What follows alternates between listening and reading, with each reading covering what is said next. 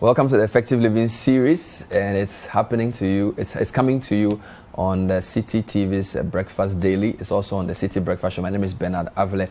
We've been discussing building back greater. That's the theme for the series. In the first week, we looked at rebuilding personally. In the second week, we're talking about rebuilding your family. In the third week, we're talking about rebuilding professionally. And this is the beginning of a brand new week, and we're ending the series with rebuilding business. And the R's are three: recalibrate, remodel, and rebuild. My guest is Michael Ohene. If I was here in the first week where he spoke about leaving your comfort zone and getting into the growth zone, the 4 stages of growth. Michael, welcome back to the series. Thank you very much. Earlier, I asked you what you did, and you said you consult, you do development, but you also do leadership development and also business development. Yeah. So today we're talking about business. Yeah.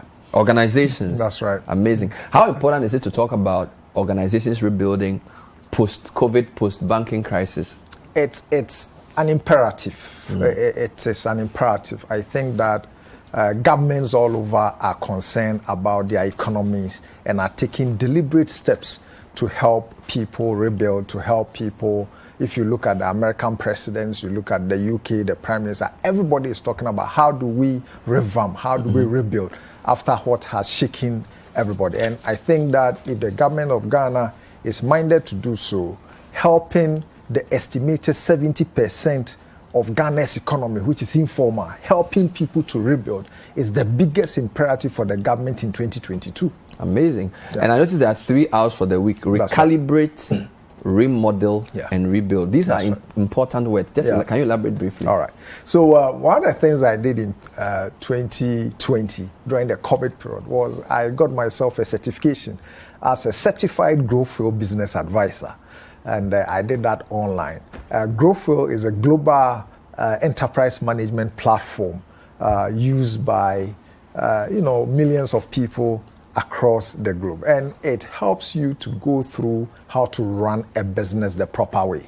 Now, it doesn't matter whether it's an NGO like what I do or it's a commercial enterprise. Every business is calibrated in a certain way, and when the global environment changes the way we have seen COVID wreak havoc, you need to sit back and recalibrate your business.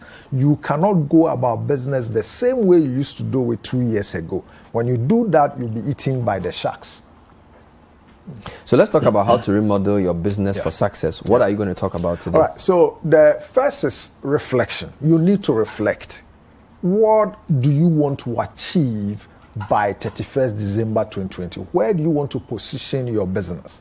I have just spent 3 days with my team looking at our strategic direction for this year. Okay. So we have a blueprint for how we want our 2022 to be. Okay. And so as a business owner, and it doesn't matter whether you run a small clinic, a small school, you have your own taxi, or you run a water joint, it doesn't matter. But spend some time reflecting as a business owner. What results do I want to produce for my customers this year? Think about it. What results do I want to produce for my investors this year? Think about it. So spend some time reflecting on exactly what you want your business to be.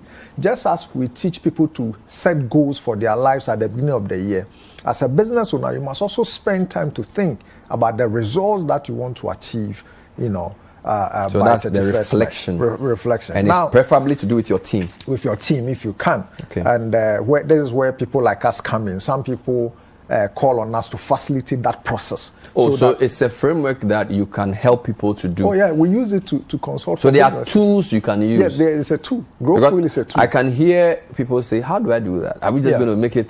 Let's have a staff meeting." Because this looks like a very deliberate process of asking specific questions. Exactly. And this is where you need, and it's not just me. There are a number of consultants and others who will benefit your business if you were to. So that's a reflection thing. That's a reflection thing. Now, you see, the way you think about your business is how you end up doing business.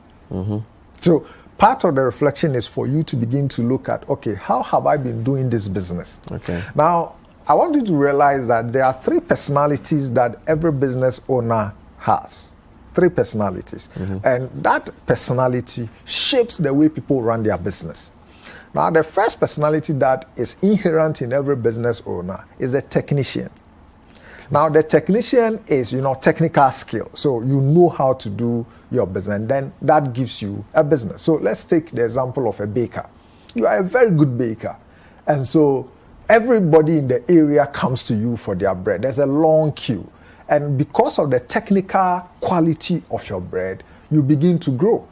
So the baker exemplifies what I mean by the technician. Okay. You know how to do the work, and therefore you grow as a result of that. Now, fast forward 2 years, 3 years, you realize that you are not only now serving the area, but now you are supplying to other smaller shops because your bread is very popular now. Okay. And so you brand your rubber, and then now you begin to supply other businesses in the area.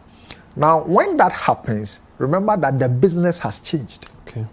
The business has changed because you are no longer now selling to people who come and queue and buy your bread, but now you are actually a supplier. You are dealing with other vendors. You now must issue invoice. You must issue receipt for monies they pay you. You need to have account in terms of how much my Auntie Sewa down there or Auntie Gifty down there owes you, and you need to. So the technical skill of being a baker has now changed. So the second personality inherent in every business like that of the manager. The manager. The manager. Now, as you know, managers deal with systems, procedure. They keep the business organization running. The manager is a numbers person. And they are the ones who keep the bolts and the nuts of the business running. Okay. They are the people who make sure that every process is followed. So this baker, if that baker was to give the bread and say, look, I supply you, I give you only 30 days credit. It is the manager's job to make sure that invoices have been sent and that creditors, debtors are being accounted for, monies have been paid into the bank. We are paying our suppliers also and all of that. The third one is the entrepreneur. The entrepreneur is the visionary. The entrepreneur is concerned more about the larger picture than just the bolt and knot of running a business. Now in Ghana, somebody that exemplifies this for me is Kofi Amoabi. Kofi Amoabi was consumed by something higher other than just giving money out. He wanted to actually disrupt the whole financial sector. I think he did. He broke through largely. So that's the entrepreneur. In America, you can talk of Steve Jobs. He was more concerned about something higher other than just machines. So those are the entrepreneurs. They are visionaries. They see ahead of their time. Now, all these three personalities are inherent in one business owner. So if you are a watch seller, you have a joint at East Legon. You used to just do your watch and people come to you. But COVID came, 3 weeks there was a lockdown. Nobody is coming to your watch joint anymore. Now, what are you going to do? Now you start a small delivery service. Okay. And so the business has changed. The girl who used to do the shit off for you must now take phone call and take orders. Her skill has changed. Meanwhile, you haven't sat down to plan or plot anything. You are still going about as if nothing has changed. So now people call, the orders are missed up because there's no system to keep or track the order. When people deliver, the delivery guy who went and took the money, who is keeping track of how much he took it? So you realize that the scale of now running the business has changed. You now need a manager who will help you to keep track because you, the watch seller yourself, you are a technician. It is the way you do your watch and your shit that made you popular. But the business is changing. The dynamics are changing. You used to just have a small sale. Today you have maybe quadrupled the sale. But a lot of the technicians, they don't reflect. They don't do this recalibration that we are talking about. So once the environment changes, you need to calibrate. Wow. You need to change the way you are running the business. And you need to be. Today, I know that Abosokai people are doing delivery of their spare parts because it is so difficult to get in and out of Abosokai that all of them now have Okadas who are delivering. So the business has changed. You are now dealing with about 5 Okada boys. And when they go, they must bring the money and they must be accounted for. And so even though your initial skill was how to fix a car, lower arm, now managing people on motorbikes and making sure they can run on a schedule is a new skill set you have to develop. And then even taking phone calls from your suppliers who are based in Kokompe or Medina and others and keeping a log of who has ordered what. And when you take things from your place now, you now need a way bill to be able to. It has changed completely. But a lot of people are oblivious of that change. And so they don't recalibrate the business to meet the exigencies of that new space. And that is where the businesses now start going down. Amazing. So that's the reflection and then the 3 stages. I see. Yeah. So what else do we need to consider in this conversation? All right, so if we can see the growth wheel. The growth wheel. The growth wheel. The I'll then growth talk to. wheel. Yeah, Okay. if you can be up. Good. So generally, every business, and it doesn't matter what you do, it doesn't matter the product or service that you deal in, every business is broken down into 4 main segments. Is it? And 20 different parts. 4 segments, 20 parts. Different, yes. I talked about this last year, but it's so important that we do it again because we want to help people to rebuild their businesses. Now, so the first component of every business is the business concept. Okay. What's your business idea? What is your business? What are you bringing to the market? You are a hospital, but what's your hospital's general idea? Are you just coming to do what everybody else is doing, or you want to bring something new into the system? You are a radio station, but what's the concept of the radio station? Are you going to do political talk? Are you going to do lifestyle? Are you going to do urban? What is it? So what's your business idea? What are you bringing to the market? Then your product portfolio. Your idea must be turned into products and services, because you and I buy products and we don't buy the idea. All right, so what can you do with the idea? So in a hospital, maybe you have about 4 or 5 different services. There's a You have lab services, you have pharmacy, exactly, you have outpatients. Exactly. And then a number of specialists. Amazing. You know, maybe you have a pedia, you have that. All those. So you have a range of products. Products, yes. That's your product portfolio. Your product portfolio. And then revenue model. Your product must return a revenue at the end of the day, or you are not in business. So how are you going to make money? So if I see the dentist, I may pay 200 cedis. If I do a lab test, it's 50 cedis. Good. Consulting maybe 2 cedis. Put all that together. Finally, that's a revenue so that's model. a revenue model. That's right. This is how we make money. The revenue model is why we say businesses are growing concerns. Because if you don't bring in the money, you are not a growing concern. You go bust. So it's not a charity. It's not a charity unless you are an NGO like Leader Freak. But even with that, you must be self-financing and sustainable. So revenue has to come in. Exactly. Otherwise, it's not a business. Exactly. So after revenue model, what do you consider then? Then the customer portfolio. Who is going to buy from you? So in the hospital example, who is coming? So to some you? People who are not sick, obviously elderly people. Some people with tooth problems. Yeah. Anybody who comes in with a headache, doctor may say do a blood test. Yeah. So you categorize all those. Yes, but you need to even be very clear. All right. You can have a hospital and cite it in, say, Accra Central and say that my customer is the corporate executive. Because of where they work. Because of where they work. So I'm catering to corporate executives. Because you see, your customer portfolio will then help you to package your product or your service very well. And so today, if you're paying attention, you enter a hospital, realize that the OPD is now calibrated differently. It's more serene, more it's warm. Not like those days can see there like 200 some people bench, hard bench B under a mango tree. No, we don't do that again. Everything, because have you realized that even churches are changing the architecture because they are catering to a different customer base now. Hey. I see. So the customer portfolio is also who is part going to of buy from the you? Business concept. You need to know their needs, their wants, and their preferences. And if you don't sit down to know exactly who buys from you, you may get it wrong. So in that example, if, for example, you're hospital based in Accra where workers are coming in, then it means that some of them may be the staff, the company may be paying for them. Exactly. They may come with insurance. Exactly. It's not the same as if you are La Polyclinic, exactly. where people from La Mami are coming, exactly. who may be doing cash and carry or NHIS. Yeah. So that is important to know and define properly. It's very, very important because, like you explained, if people are coming more with insurance, it means that you need a different system set up to be able to capture it, trace your money, and work it. That in itself calls for the way you will set up your operations. And if you are doing cash and carry too, it calls for a different operational system to be able to meet that needs of the particular customer. And this is all still the business concept. Business concept. Hey. A lot of people don't think about their business this way. That's why we have so many small businesses in this country. Because we don't sit down to, somebody sees that you have opened a school, you say, me too, I'm going to open a school. They don't sit down to plan. Who is going to bring their children to this school? Where are they? Where do they live? What are their needs? How do I meet that need profitably? Wow. People don't do that. They just see that, hey, Bernard has said that school. Have you seen that he has changed his car? Hey, then means school is with me to make her go inside. And then we start.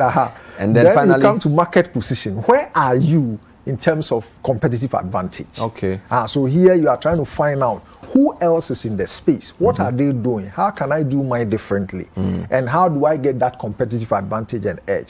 Now, my advice is that because the external environment has changed, you need to sit down and recalibrate or rebuild your business around the business idea. Maybe initially your customer was this.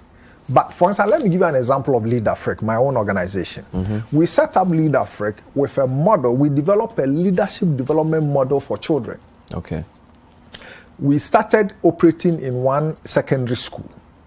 And we realized that the problems of the child was much more than we had thought about. So we had, for instance, several times we go to this school and children will tell us, Uncle, this is the challenge I'm facing. Can you talk to my mother for me? And a few times we had to intervene with parents.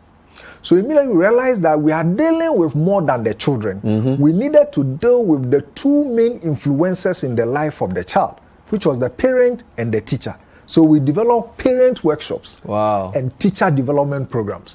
So straight up, we had to rebuild the business. Amazing. Now we had to build a skill in how to work with parents. And so we are one of the few organizations that run parent development programs. Amazing. Because the thing with life is that you don't get a certificate because you become a parent.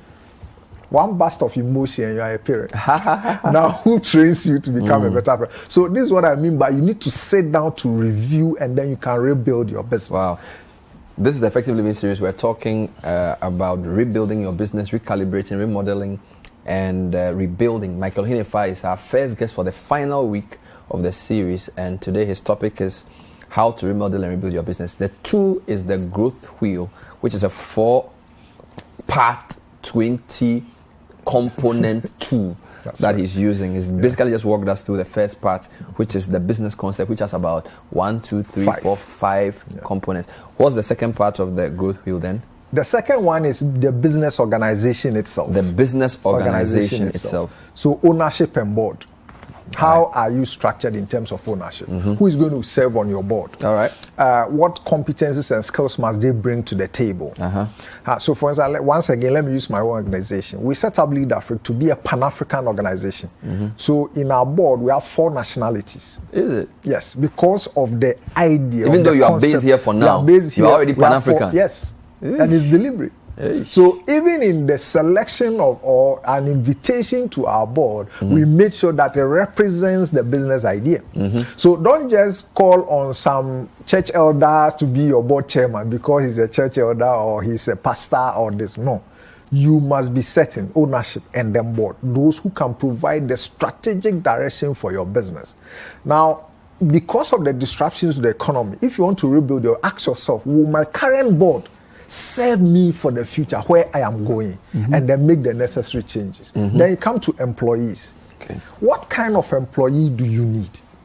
Do your current employees, are they fit for purpose? Would they take you to where you want the business to be? And here I'm not talking about character, I'm talking about competence, capacity, and willingness to work. I see. So for example, we did our strategic session in the middle of December and realized that we needed 3 different competencies for where we wanted to position the business. And so we are going to bring in those competencies for 2022. So don't pick people based on convenience. Pick people based on whether they have the competence and the capacity to lead you to where you want the business to go. That's part of the recalibration that we are talking about. Amazing. You may have to upskill some of your employees. You may have to move some of your employees. You may have to bring in new ones. What are you ready to do for your business in 2022? Then you come to partnerships. Okay. Who can you form partnerships with to be able to deliver to your customer? Front end, back end. Those who are going to make you deliver your product or your service, and then those who help you to take it to the customer. So sit down, revise your business operations.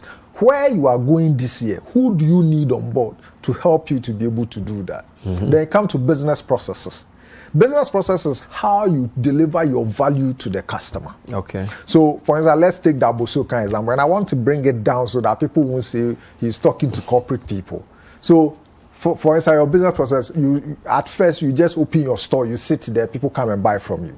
COVID has come. Now you are doing a lot of deliveries. So the business processes have changed. Okay. Now you need to bring in Okada people. Now you need to bring in way bills. Now you need to bring in several things to be able to meet the new demands of the new customer. So you are revising how you do your business. Same for the Wache seller. Now you are doing more deliveries than people actually come to stand in front. Exactly. So how are you going to revise and change your business processes to meet the demands of the new disruptive system? And then finally, legal issues. How are you registered? Have you fulfilled all requirements? Now you know that in Ghana the regulators are now wild, and because government needs money. Now, so what are you doing? For example, do you have contracts with your staff? Do you have contracts with your suppliers and vendors? Do you have contracts with... You need to think through all of this to be able to not have your fingers bent. For instance, in my work as a consultant, you go into some organizations, some of the staff don't even have appointment letters. Wow. Yes, some don't have appointment letters when it comes to the SMEs. So how are you going to... Some of us do business with... vendors and suppliers, and there's no contract. So when the person doesn't deliver what you ask for, it's your word against my word, and then we start cursing each other. So what legal issues do you need to deal with to be able to meet the demands of the new disruptive economy that we are going through? So all of this is under the business organization. So there's a business concept, there's a business organization. What else do you have in the growth wheel? Then you come to operations. Operations? Yes, business operations. Here you are, first is facilities. Where are you going to deliver from? Today, because of online and deliveries, a lot of people don't even have shops anymore. So they operate from a warehouse and they dispatch and deliver. So if that is your business model, fine. But if you are running a hospital, we talked about the reception and all of that. We talked about lab. All of that are business operations or facilities. So how are you going to set up your facilities to deliver value to the customer? Today, schools have changed. Look at the architecture surrounding schools. The classrooms have changed. So if you want to cater to corporate executives, how are you setting up, your school to be able to cater to that customer that you have in mind? And so look at facilities. Then IT systems. What IT systems are you going to have? In the light of the disruptions, what do you want to do in terms of IT? What equipment do you need? What softwares do you need? And all of that. Today, people can just get QuickBooks, and one man, he can do everything. It generates invoices, it generates receipts, it generates everything. You don't need to have triplicate and all of that. It's a cake. So, IT systems. Carbon people. And then you open the book like this. Exactly. They put a card at the back so that one person can just, all you need, QuickBooks, you can subscribe for just $12. Do they still manufacture carbon paper? Well, it's still there. If you go to the bookshops, you see it. Oh Lord, receive books and things. I see. Then production and delivery. How are you going to produce? How are you going to deliver? So once again, remodel your business based on how do you want to, where are you going to produce from? How are you going to deliver to the customer? Then funding. How are you going to fund your business? Are you going by equity? Are you going for debt? Are you going for this? How are you going to fund? Or you have some rainy day savings you are going to bring in.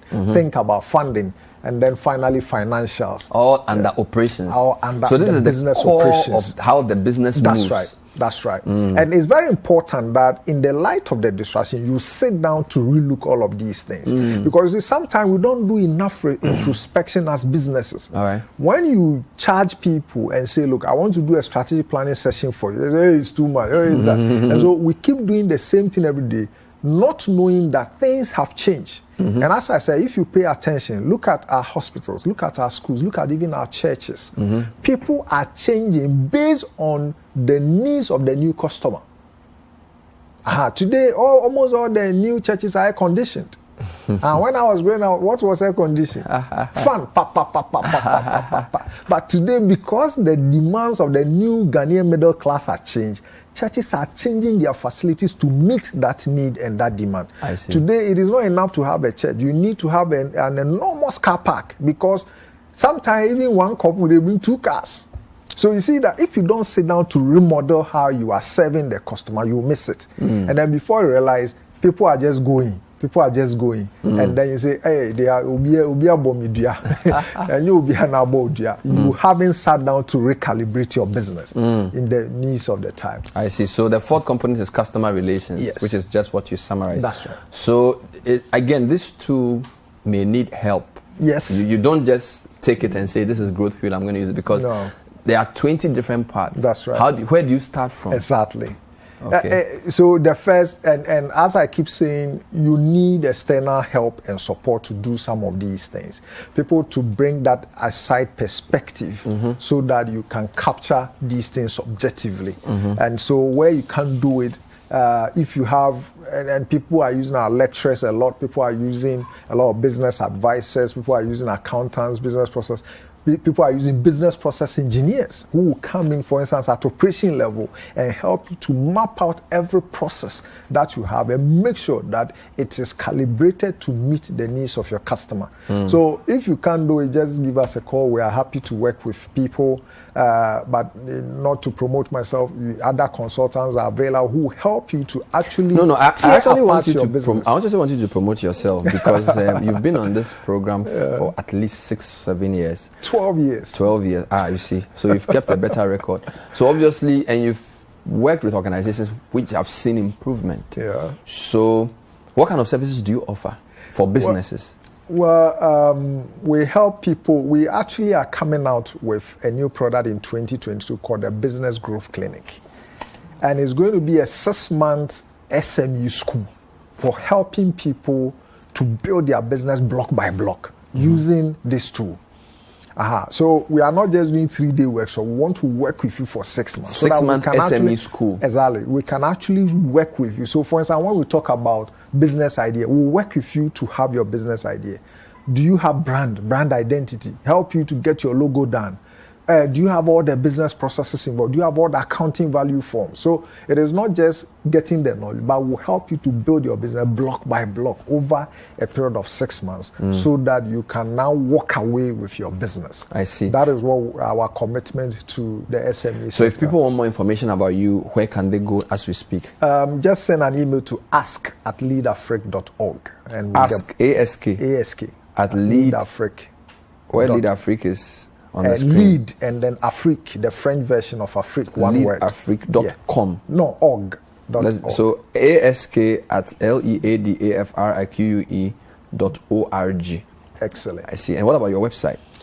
Same thing, leadafrique.org. Leadafrique.org. So this has been the first day of the final week of the Effective Living series, which is live on City FM and City TV. Thank you, Michael. Always good to have you. It's always a pleasure. And thank you for staying with us. Thank you for watching on The Breakfast Daily and for listening on The Breakfast Show. My name is Bernard Avle. We'll see you next time. Bye-bye.